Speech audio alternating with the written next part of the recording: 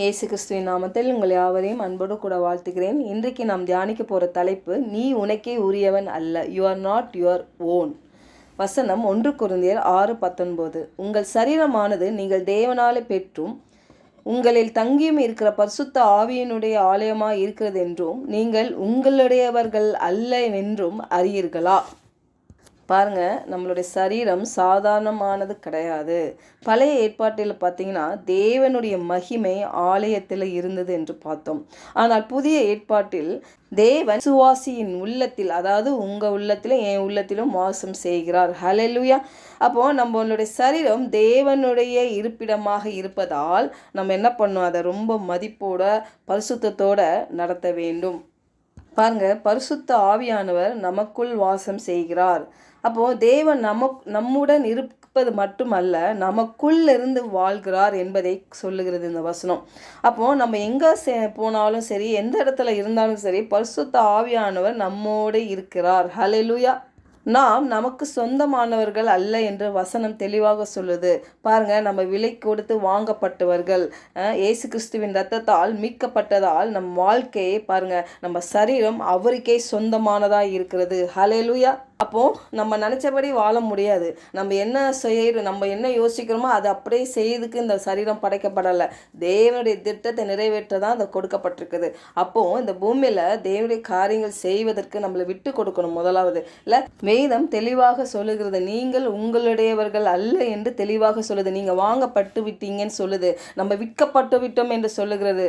அப்போது அழிந்து போகக்கூடிய பொன்னினாலும் வெள்ளியினாலும் நீங்கள் மீட்கப்படுவதில்லை, மாறாக இந்த பிரபஞ்சம் முழுவதிலும் மிகவும் விலையுயர்ந்த பொருளாகிய தேவ ஆட்டுக்குட்டியின் இரத்தத்தினாலேயே மீட்கப்பட்டீர்கள் என்று வேதம் சொல்லுகிறது. ஹல்லேலூயா. அதனால் இது என் வாழ்க்கை, நான் என்னென்னா செய்வேன், என்னென்னா பண்ணுவேன் அப்படின்னு சொல்கிறதுக்கு இடமே இல்லை.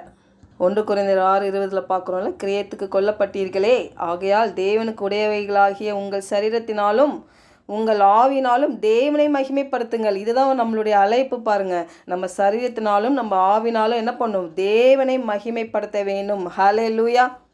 அதனால தான் சொல்கிறோம் பாருங்கள், நம்ம எது செய்தாலும் இல்லை, எந்த வேலை செய்தாலும், நம்ம என்ன பேசினாலும், என்ன பார்த்தாலும், என்ன செய்கை செய்தாலும், எந்த இடத்துல நம்ம நடந்தாலும் சரி, எல்லாமே தேவனுக்கு மகிமைக்கு என்றே செய்யும் பொழுது பாருங்கள், நாம் தேவனுடைய பிள்ளைகளாக இருக்கிறோம். ஹல்லேலூயா.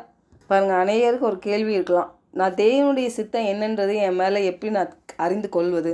அதுக்கு ஒரே ஒரு பதில் என்ன தெரியுமா? உங்களை ஜீவ பலியாக அர்ப்பணியுங்கள். இல்லை, நீங்கள் உங்களை விட்டு கொடுக்கும் பொழுது பரிசுத்த ஆவியானவர்கிட்ட கண்டிப்பாக கர்த்தர் அவருக்கு உங்களுக்குள்ள இருக்கிற திட்டத்தை அவர் வெளிப்படுத்துகிறவராக இருக்கிறார். பாருங்கள், 1 கொரிந்தியர் 9:27 மற்றவர்களுக்கு பிரசங்கம் பண்ணுகிற நான் தானே ஆகாதவனாய் போகாதபடிக்கு என் சரீரத்தை ஒடுக்கி கீழ்ப்படுத்துகிறேன் என்று பவுல் சொல்லுகிறார். பாருங்கள், எவ்வளோ பிரசங்கம் பண்ணவர், எவ்வளோ காரியங்களை அற்புதமாய் நம்மளுக்கு சொன்னார் பாருங்க. ஆனால் அவரே சொல்கிறாரு, என் சரீரத்தை ஒடுக்கி கீழ்ப்படுத்துகிறேன். ஹல்லேலூயா. அப்போது நம்ம எவ்வளோ நிச்சயமாய் நம்ம சரீரத்தை நம்ம கீழ்ப்படுத்த வேண்டும் என்று பாருங்கள். இங்கிலீஷ் பைபிளில் சொல்லுது, but I discipline my body and bring into subjection. அப்போனா என்னுடைய சரீரத்தை நான் என்ன பண்ணுறேன், ஒழுங்குபடுத்துகிறேன். ஹல்லேலூயா. அதாவது நான் என் சரீரத்தை அடக்கி அதை என் கட்டுப்பாட்டிற்குள் கொண்டு வருகிறேன் அப்படின்னு சொல்கிறாரு. பாருங்க, அவ்வளோ பெரிய தேவ மனுஷனே சொல்கிறார், என் சரீரத்தை அடக்கி என் கட்டுப்பாட்டிற்குள் கொண்டு வருகிறேன். ஹல்லேலூயா. அப்போ பாருங்கள், நீங்களும் நானும் எவ்வளோ அதிகமாய் நம்ம விட்டு கொடுக்க வேண்டும் பாருங்கள். நம்ம சரீரத்தை ஒடுக்கி கீழ்ப்படுத்த வேண்டும் பாருங்கள். சில டைமில் இந்த பிசாசானவன் நம்மளை வஞ்சிப்பான் பாருங்கள். நம்ம கடவுளை தேடுகிறோம், நம்ம கர்த்தரி சத்தத்தை தான் கேட்குறோம் அப்படின்னு சொல்லிட்டு. ஆனால் ஒரு உதாரணம் பாருங்களேன், நம்ம பிள்ளைங்களை நம்ம ரொம்ப நேசிக்கிறோம் அப்படின்னா, நம்ம ஒரு குழந்தைய ரொம்ப நேசிக்கிறோம், அந்த குழந்தைய நான் ரொம்ப உன்னிட்ட அன்பு செலுத்துகிறேன், நான் உன்னை ரொம்ப நேசிக்கிறேன், எனக்கு ரொம்ப பிடிக்கும் ஒன்று அப்படின்னு சொல்லிட்டு அந்த பிள்ளைக்கு ஏதாவது ஒன்று வாங்கி கொடுக்க கடைக்கு போகிறப்போ அந்த பிள்ளைக்கு இருக்கிறதுலே ஒஸ்டான ஒரு துணியோ, ஒரு குவாலிட்டி கம்மியான ஒரு காரியமோ, சீப்பான காரியத்தை நம்ம கடைக்காரர்கிட்ட கேட்டு வாங்கி கொடுத்தா எப்படி இருக்கும்? அப்போது நம்ம உண்மையாக அந்த பிள்ளையை நம்ம நேசிக்கிறோம் அப்படின்னா நம்ம அதை செயலில் காட்டுவோம். இல்லை, ஆமாம் இது என் குழந்தைய எனக்கு ரொம்ப பிடிக்கும், இருக்குது பெஸ்ட்டு, நம்மளால் எவ்வளோ முடியுமோ அந்த பெஸ்ட் என்ன பண்ணுவோம், நம்மளுக்கு அந்த பிள்ளைக்கு செய்வோம். இல்லை, அப்போது அதே மாதிரி நம்ம தேவனுக்கு பாருங்களேன், இங்கே லூக்கா 6:46 கிறிஸ்து சொல்கிறார் பாருங்களேன், என்னை ஆண்டவரே ஆண்டவரே என்று நீங்கள் சொல்லியும் நான் சொல்லுகிறபடி நீங்கள் செய்யாமற் போகிறது என்ன? இல்லை, அதனால அநேக நம்மள என்ன சொல்கிறோம், ஆண்டவரே ஆண்டவரே அவர்கிட்ட நாங்கள் உண்மை நேசிக்கிறேன், உண்மை அன்பு செலுத்துகிறேன், எல்லாம் அவரை நம்ம துதிக்கிறோம், அவரை ஆராதிக்கிறோம். ஆனால் உண்மையாக நம்ம செயலை நம்ம காட்டுறோமா? இல்லை, உண்மையாகவே அவர் மேலே நம்மளுக்கு அன்பு இருந்துச்சுன்னா உண்மையாக நம்ம எப்படி செயல்படுத்துவோம் தெரியுமா? அவர் மேலே நம்ம வைத்திருக்க அன்பை அவர் எப்படி எதிர்பார்க்குறான்னா, நம்மளை விட்டு கொடுக்கும் பொழுது, நம்மளை அர்ப்பணிக்கும் பொழுது, இல்லை அவருடைய வார்த்தைகளுக்கு கீழ்ப்படியும் பொழுது, செவி சாய்க்கும் பொழுது, அதன்படி நடக்கும் பொழுது தான் அதில் பிரியமாக இருக்கிறார். பாருங்கள், வேதத்தில் நமக்கு பிடித்த காரியத்தை மட்டும் தேர்ந்தெடுக்கக்கூடாது. பாருங்கள், நம்மளுக்கு தேவனுடைய முழு ஆலோசனையும் நம்மளுக்கு தேவைப்படுகிறது. இல்லை, இயேசு கிறிஸ்துவ நீங்கள் இந்த பூமிக்கு சர்க்கரையாக இருப்பீங்க, சீனியாக இருப்பீங்க சொல்லலை. அவர் சொல்கிறார், நீங்கள் பூமியின் உப்பு என்று சொல்லுகிறார், உப்பாக இருப்பீர்கள் என்று சொல்லுகிறார். அப்போ அந்த உப்பு பார்த்திங்கன்னா சில இதெல்லாம் கொஞ்சம் கரிக்க தான் செய்யும். மற்றவங்களுக்கு சிலர் நம்மளை என்ன பண்ணுவாங்க, உதாசனப்படுத்துவாங்க, சில டைம் ஹர்ட் பண்ணுவாங்க.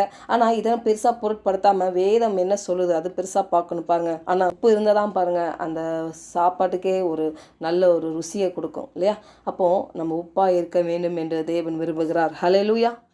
அப்போது ஒரு தீர்மானம் எடுக்கணும். பாருங்கள், ஆண்டவரே என்னுடைய வாழ்க்கை என்னுடையது அல்ல ஆண்டவரே.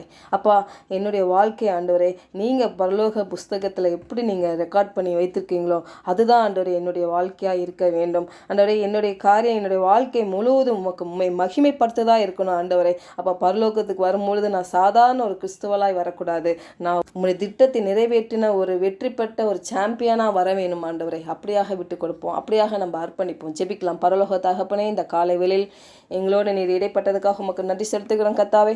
ஆண்டவரே, நாங்கள் எங்களுக்குரியவர் அல்ல என்று நாங்கள் ஆண்டவரை அறிந்து கொண்டோம். அப்படியாக எங்களை விட்டு கொடுக்குறோம் ஆண்டவரே. அப்பா, நீர் ஆண்டவரே பரலோகத்தில் ஆண்டவரே எங்களை குறித்து நீர் என்ன திட்டம் வைத்திருக்கிறீரோ ஆண்டவரே அதுக்கேற்ற மாதிரி நாங்கள் நடக்கவும் எங்களை விட்டு கொடுக்குறோம். பரிசுத்த ஆவியானவர் எங்களை வழி நடத்துங்க ஆண்டவரே. அப்பா, உம்முடைய சத்தியங்களை நாங்கள் அறிந்து கொண்டு வேதத்தில் சொல்லப்பட்ட முழு ஆலோசனைகளும் நாங்கள் அறிந்து ஆண்டவரே அதன்படி நடக்கிறவர்களாக எங்களை விட்டு கொடுக்குறோம். ஆவியானவர் தாமே ஆண்டவரே எங்களுக்குள்ளே நீர் வாசம் செய்கிறீர் ஆண்டவரே. எங்கள் சரீரத்தினாலும் எங்களுடைய ஆவினாலும் ஆண்டவரே உம்மை நாங்கள் மகிமைப்படுத்தவும் உம்மை கனப்படுத்தவும் நாங்கள் அழைக்கப்பட்டிருக்கிறோம். அப்படியாக எங்களை விட்டு கொடுக்கிறோம். இயேசுவின் நாமத்தினால ஜெபிக்கிறோம் நல்ல பிதாவே, ஆமென்.